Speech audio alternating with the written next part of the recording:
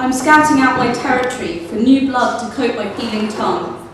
The promise of red makes me tranquil, and the idea of digging my claws into the sweet scent hooked in my nose narrows my focus into a dagger, eager to penetrate soft flesh. I bathe in heat signatures, letting everything wash over me, to narrow them all down to one antelope, for me to separate from the herd.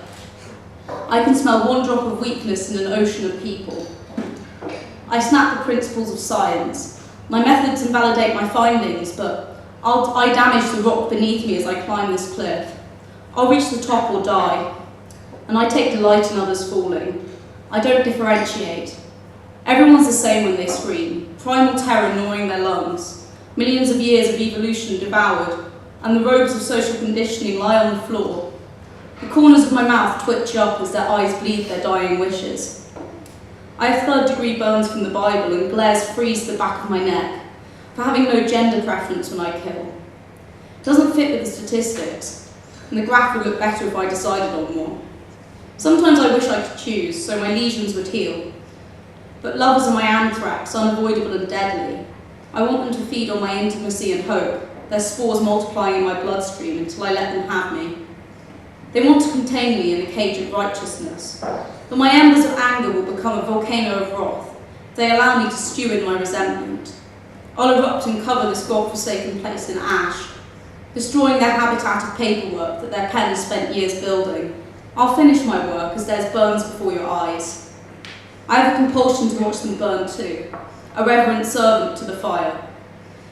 When I isolate my prize, shooting botched up pickup lines and halitosis in the form of words, my trap will spring shut, and my appetite will be quenched, until my findings go out of date and I have to spit out their mouldy remains and dump another body.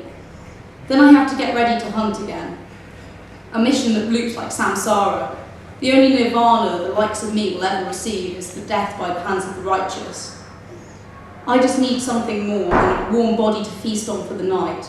I like my prey to last longer, until their last breath escapes their blue lips. Then I can leave their empty shell, on the floor discarded next to my cigarette parts, and move on to a new place, where their pale, sightless eyes aren't behind my rotten eyelids, and their memory isn't present in the cracks between paving stones on the street. Somewhere the walls don't whisper their names. I blindfold every sense and live in the dark to hide in the immediacy of the present, full of potential unlike the past's wizened visage, and more certain than the future's mirage. It doesn't harbour any toxic precedent, no engraving of all my sins on its wall. But even when I shelter there, every hunt adds another brick to my tower of guilt. The feelings rise up like an oil slick. I'm not allowed to forget the endless hands or the blank faces carved from bone, and each victim anaesthetises me less.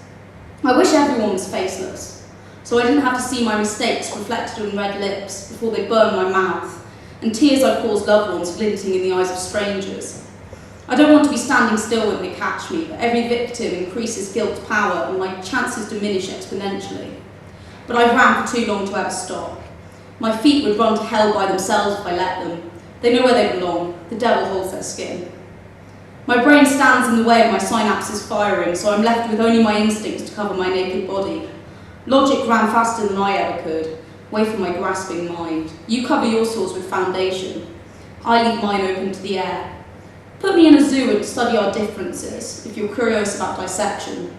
But we warned, those who cover the smell of the plague with the pomander won't ever understand those who don't.